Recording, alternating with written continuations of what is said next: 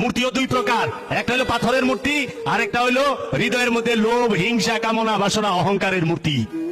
এই লোভ হচ্ছে হাকিকি মূর্তি। পাথর তৌহিদে বাস করে, লোভ তৌহিদে বাস করে না।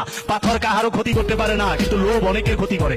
হিংসা এটা একটা মূর্তি, এর জন্য বলছে কাবা থেকে সমস্ত মূর্তি সরাও।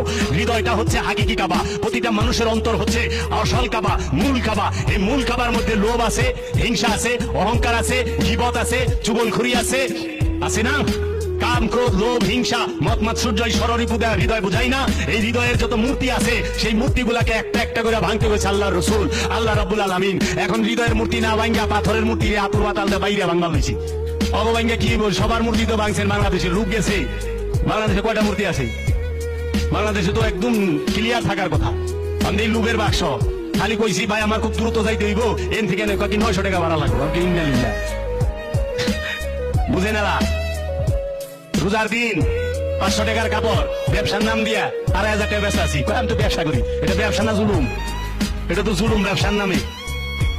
এই মূর্তি তো ভাঙতে পারেন না।